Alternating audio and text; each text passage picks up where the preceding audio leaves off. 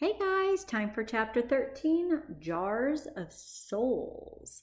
Remember yesterday when we left off, the enchantress had kind of crashed the meeting and she stole the fairy godmother's soul and took her away. But remember, she thinks that she has Alex, but in reality, she has Alex and Connor's mom. So we're gonna have to see maybe in the next chapter or so how that plays out. And now it's kind of just up to Alex and Connor to save their mom and their grandmother. So I'm kind of thinking it's a good thing they got to the Land of Stories when they did.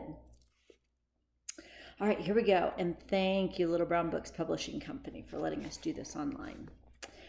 Deep in the heart of the dwarf forest, where the trees and shrubbery grew, the thickest was a small hut, unseen by all who passed it. A witch named Hagatha had lived in the hut many years ago and strategically planted a wall of thorn bushes around her home, making it virtually impossible to find. And although the witch was long dead, the hut had more residents now than ever before. Kind of a good way of describing the hut. The enchantress had turned the hut into her new home following the restoration of her powers.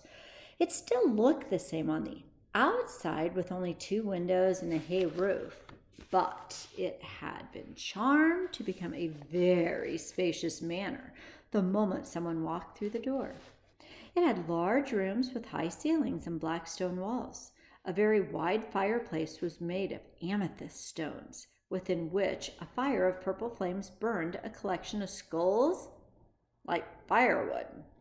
The furniture was made of very exotic porcupine and salamander animal skins, and a chandelier made of various species' teeth hung from the ceiling, but it gave off no light. It was usually a quiet place, but tonight the piercing cries of a child echoed through its halls. "Please be quiet, little princess," said Rumpelstiltskin. Princess Hope was more than half the size, but he still rocked the 1-year-old back and forth, trying to soothe her. "Mama," the princess cried. "Mama." "You can't have your mama, I'm afraid," Rumpelstiltskin told the child, and she bawled harder than before. "She's been crying for more than a day," said Charlotte Bailey from the back of the room. "Would you please just give her to me?" Wait, who just spoke? Charlotte, that's Alex and Connor's mom, so she's there too. The twins' mother was imprisoned in a very large birdcage that swung a few feet above the ground. "What makes you think you can get her to stop crying?" Rumpelstiltskin said. He was exhausted from having to care for the child for the last day. "Well, I am a nurse. It's what I do," she said. Charlotte was still dressed in her nursing scrubs. She had just finished a shift at the children's hospital when a very mysterious blanket of light wrapped around her and transported her to the fairy tale world. And it didn't take long for Charlotte to realize that the enchantress who had summoned her there was after Alex, her daughter. And so for Alex's protection, Charlotte had pretended to be Alex. Now, it didn't appear that Princess Hope would calm down any time soon. Against his better judgment, Rumpelstiltskin handed the young princess to Charlotte through the bars of the cage. He didn't care how angry Esmea would be for that, to find the child with another prisoner. He just wanted the crying to stop. Rumpelstiltskin had never been good with kids. There, baby girl," Charlotte said, and stroked Hope's auburn curls. "It's all going to be just okay. It's all going to be okay." Slowly but surely, Princess Hope calmed down. It was Charlotte's maternal embrace, and she was sleeping for the first time since being taken. All the young princess needed was a mother's touch. Rumpelstiltskin was so relieved to have silence he could have slept for 3 days if allowed. Charlotte studied the little man. Nothing about him was malicious like his master. He seemed like such a gentle and a kind man. "So you're Rumpelstiltskin?" she asked him. "Yes," he said with kind of a remorseful shrug, ashamed of the reputation that came with his name. "Did you really spin hay into gold for the maiden, like the story says?" Charlotte asked. Well, that I did, Rumpelstiltskin admitted. And did you really try to take her firstborn child away from her? Charlotte said this, finding it very hard to believe. Sounds like she kind of likes Rumpelstiltskin or feels sorry for him. And again, Rumpelstiltskin let out a heavy sigh. That's what Esmea wanted me to do, he said, but I couldn't go through with it. I told the maiden, well, she was a queen by that point, that I just would dismiss her and our bargain if she could guess my name. And she did, if I recall, Charlotte said. It had been a while since she'd heard that story. Yes, I made sure she did, Rumpelstiltskin confessed. I caught one of her soldiers following me. I danced around a fire, proclaiming my name to the whole forest as loud as I could. So you intentionally made it easy for her, she said. That was so kind of you. A tiny smile grew on Rumpelstiltskin's face, but it quickly faded. I thought so too, he said, but unfortunately no one will ever know that part of the story. People are so quick to judge, Charlotte said, and I'm no exception. I never wonder why you did all those things. My mind was just made up that you were a villain, maybe? Villain, Rumpelstiltskin asked her, unfazed. It was what he had been known as in the majority of the stories. Yes, a villain, Charlotte admitted. Rumpelstiltskin was growing very comfortable talking to Charlotte. Too comfortable. Had he not been so tired, he might have kept his guard up, but he couldn't deny there was something so trustworthy about Charlotte. They were both good people, stuck in a bad situation. How did someone like you get mixed up with someone like her? Charlotte asked, shaking her head. Well, because I had the misfortune of being born a dreamer, he said sadly. A dwarf is born with one option. Become a miner. A life spent in dark tunnels under the ground was never what I wanted for myself. I always loved being outside with the plants and animals, and I used to daydream about being a shepherd or a farmer. My brothers used to scold me day and night for this. They said a miner was an honor and that I was lucky. Well, then one day Esmea came to me with an offer to be her apprentice. Rumpelstiltskin rubbed his eyes and took a seat on a porcupine skin chair, way too fatigued to mind the needles poking at him. It's funny, he said. I didn't think twice about saying yes, but I have regretted that decision every day of my life. Charlotte couldn't help but feel a little bit sorry for him. She realized there were 3 prisoners under this roof. Anyone would have said yes if they were in your shoes, she confided in him. Back then, perhaps Rumpelstiltskin agreed, but now no one would ever admit that. Well, a strong breeze blew through the room. Why is the child with her? Said a booming voice that made Charlotte and Rumpelstiltskin jump. Of course, it was Esmea. She had suddenly appeared. The enchantress seemed tired. Her posture wasn't quite as straight, and her hair didn't flow as freely as it had before.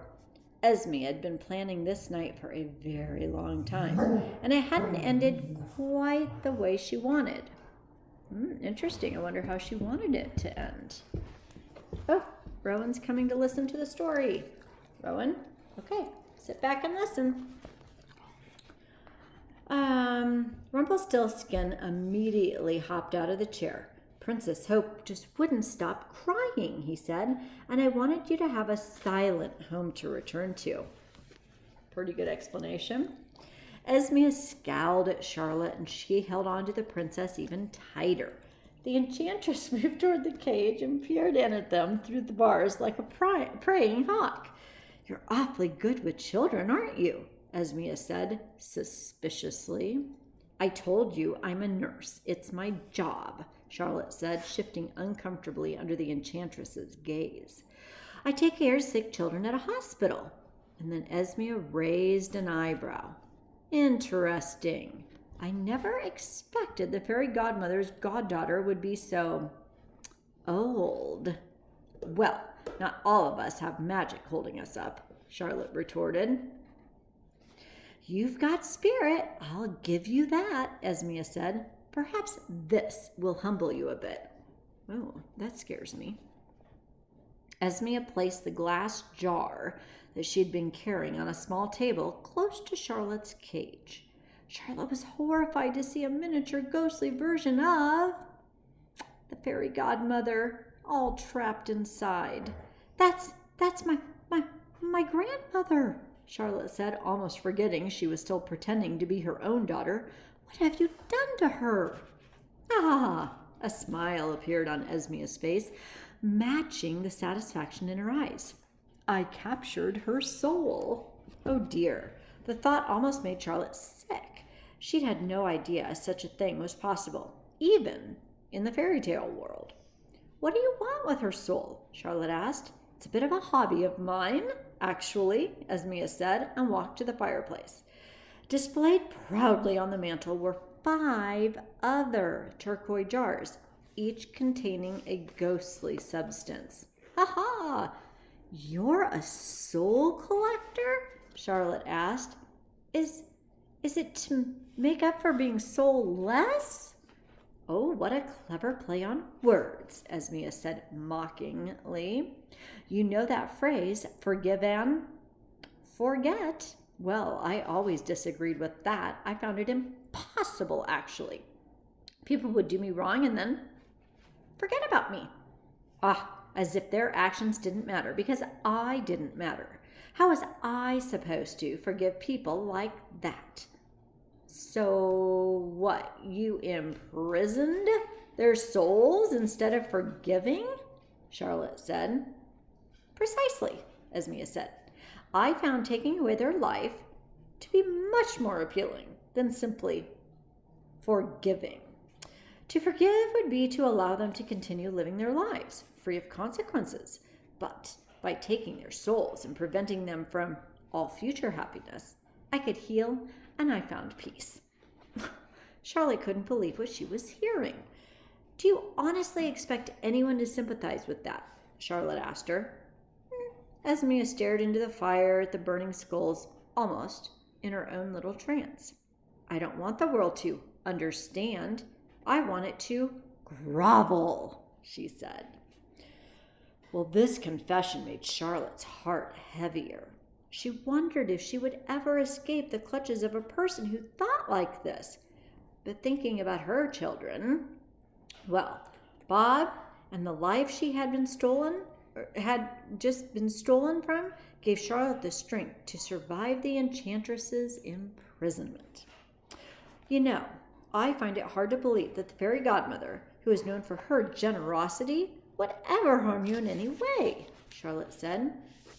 Well, sometimes help can be just as destructive as harm, Esmea said. But I imagine someone who helps for a profession just couldn't comprehend that. Well, why don't you enlighten me? Charlotte challenged. The enchantress raised her eyebrows. The fairy godmother found me in the other world when I was just a girl. Esmea said, I was alone, orphaned, and starving. She brought me here to live with the fairies in the fairy kingdom. They then gave me a home, taught me to use magic in a productive manner, and in time trained me to become one of the greatest fairies in the kingdom. Charlotte just shook her head as though she had misunderstood. But that doesn't sound like something to begrudge one for, she said. Ah, yes, success can scar you as much as failure, Esmea continued. The more I surpassed the other fairies with my talents, the more they resented me. Fairies are incredibly jealous creatures, although no one ever talks about that because it would tamper with the image of a fairy. When the fairy godmother declared me the protege, all the other fairies distanced themselves from me. I had never asked for this kind of attention, but they started targeting me. They targeted their frustrations on me as if I had done something to personally offend them. Every single spell I cast and every enchantment I performed was subject to unjustified amounts of criticism. Even though I was accomplishing very incredible things, left and right, my achievements were ignored. because of my special treatment. I became ashamed of my gifts, and mediocrity became my new goal, wanting to be in the same league as the others. Lowering my standards only aggravated them more, though. By the time I reached adolescence, I was alone and starving again. But this time, I was starving for affection.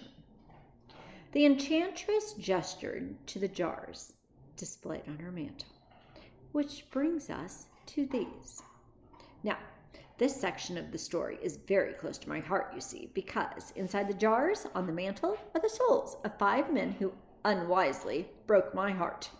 1 man who never loved me, 1 man who couldn't love me, 1 man who loved me too much, 1 man who loved me in secret, and 1 man who didn't love me enough.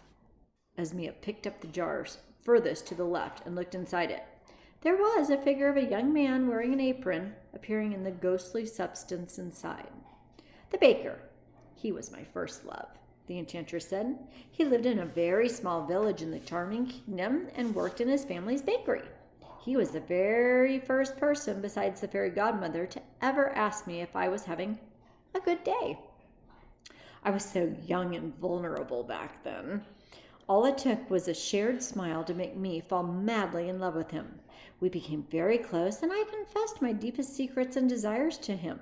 I was positive that our love would last forever. Unfortunately for me, I learned his intentions were anything but genuine. I had been the subject of a practical joke. The baker had pretended to have feelings for me only to report back to the other village youths everything that I had confessed. He'd been playing a game with my heart the entire time. Well, that is very sad. So I went back to the fairy kingdom in tears. I was hoping for some kind of sympathy from them, some sort of compassion, but instead, they just laughed at me. They were happy to see something topple me from my pedestal I had never asked to be placed on. You see, I had broken some unwritten rule. Apparently, a person of privilege is never allowed to complain about anything. So with no one to confide in and no shoulder to cry on, I ran into the forest and collapsed onto the roots of a tree. Yes, I lay there for hours and cried my heart out into the bark. That tree was the only thing that ever comforted me from pain, and I visited that tree quite a bit over the years. Over time, I tried forgiving the baker, but it only angered me more, so I returned to the bakery and demanded an apology. Of course, he refused. Well, hello there, Cooper.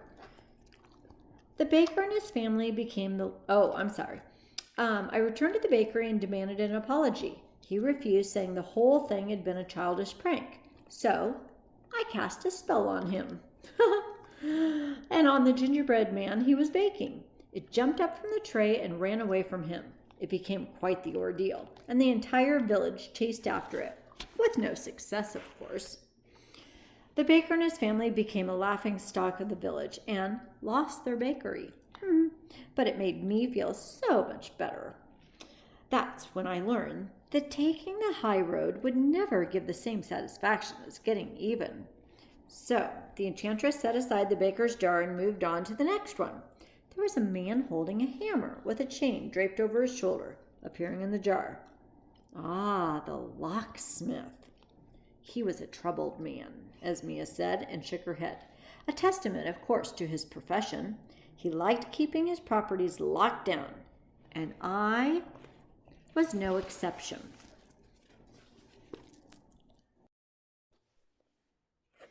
I fell for him mostly out of convenience, needing something to repair my heart from the damage left by the baker.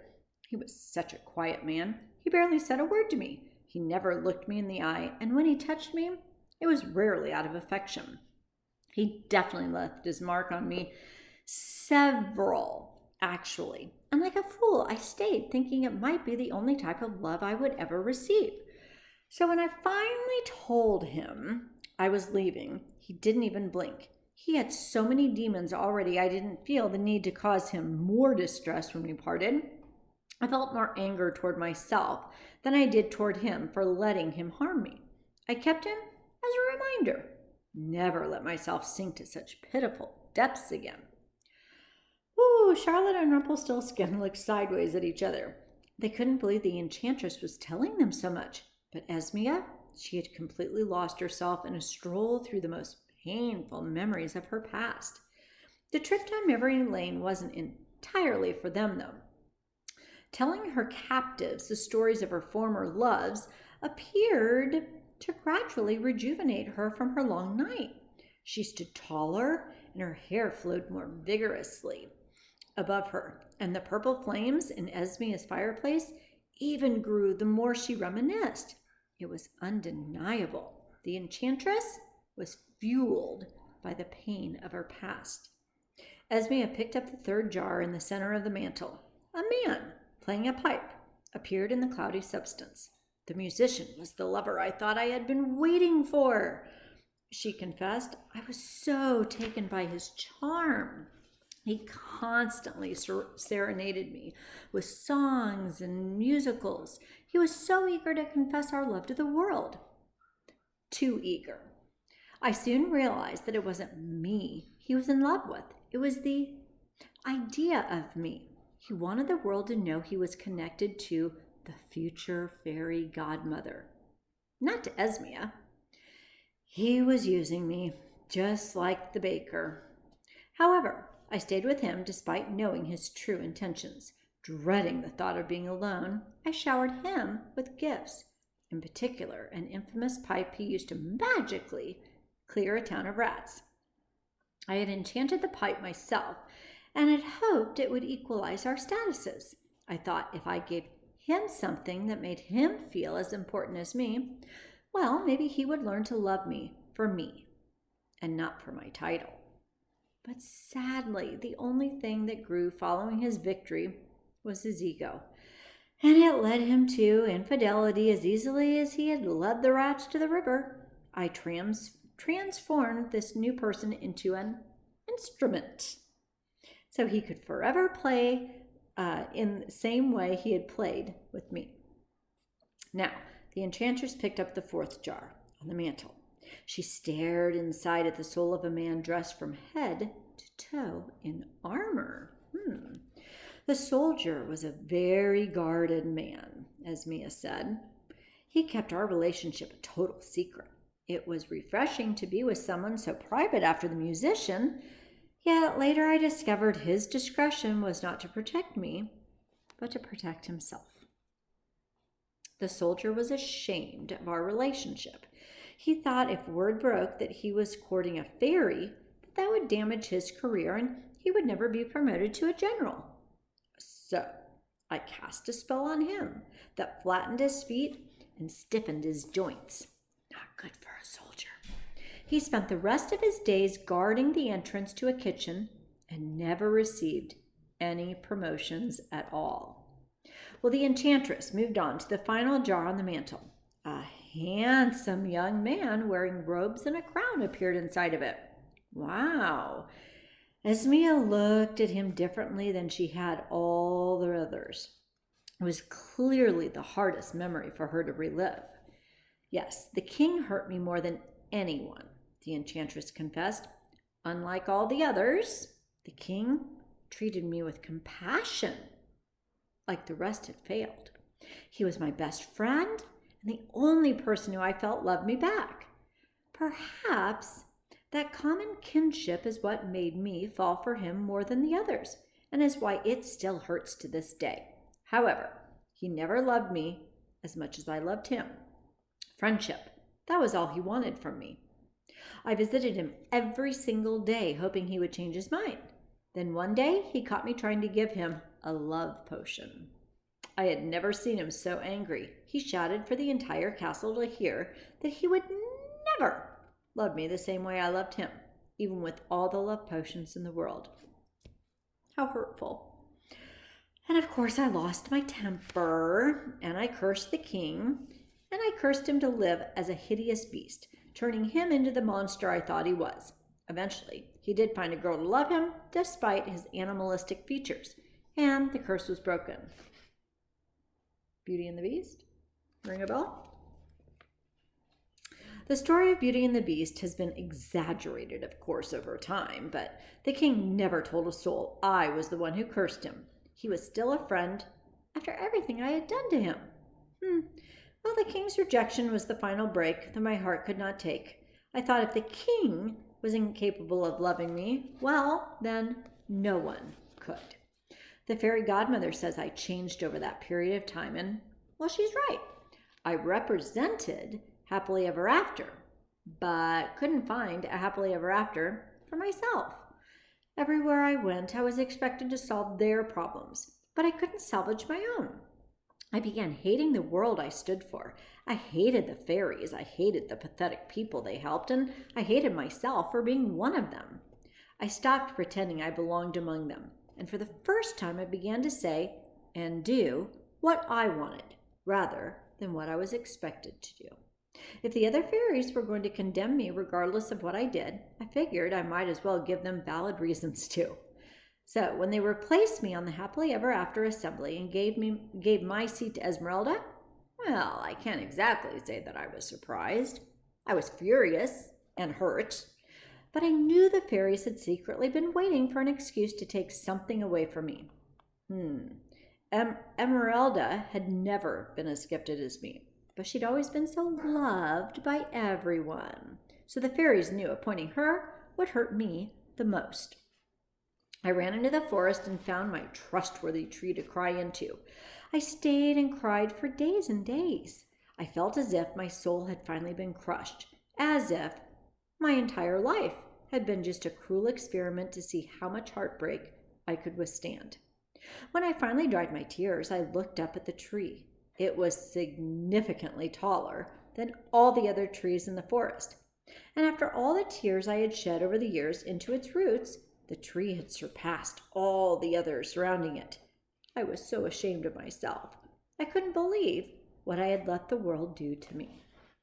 I cast a spell on the tree, causing it to curve and loop like a vine, until it was the same height as all the other trees, and the evidence of my heartache was gone. Now that's the moment that the fragile, heartbroken fairy inside of me died and the enchantress was born. I decided from then on, if the world was going to speak of my name, it would be whispered in fear rather than mocked with envy. If the world was going to take all the joy from me, I would simply take away all the joy from the world. Esme had almost forgotten she wasn't alone as she was saying all of this. All the pain from her past was what had created the person she was today. So it was really difficult for her to realign herself with the present. Everyone goes through heartache, Charlotte told her. I've been through my own share of loss, but I got over it. I never plotted a ruthless revenge scheme or held the world responsible for my heartache. Esme jerked her head towards her. Really? She said angrily. Have you ever felt loneliness so strong that it hollowed your soul with every heartbeat? Have you ever hated the sun for rising and forcing another day of solitude upon you? Has she? But Charlotte said, I suppose not. No one ever had trouble loving me. Rumpelstiltskin gasped at Charlotte's bold statement. Esme was almost impressed by Charlotte's fearlessness. Careful, Esme warned her. There's a thin line between bravery and stupidity. Charlotte turned away, unable to look at her anymore. Esme placed the jar containing the king's soul back onto the shelf. I should retire for the night, she said. I know I made it look so effortless, but world domination is exhausting. I'm going to rest for a bit before continuing my attacks across the kingdoms. I want to be at my best when I cause the world's worst. Esme headed toward her chambers for the night, but Rumpelstiltskin stopped her before she left the room. Why? Esme? Rumpelstiltskin asked, carefully filtering any judgment in his tone. Are you sure you'll ever find peace, even after taking over the world? Are you certain you'll be satisfied? Charlotte turned back, interested to hear the answer.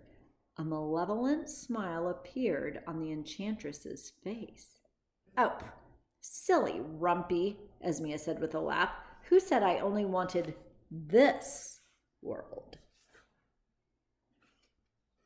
The Wand of Wonderment is the next chapter. Who gets a hold of that? Yikes, so she's not just going to go after the fairy tale world, she's coming after our world next. Stay tuned. We'll do that one on Monday.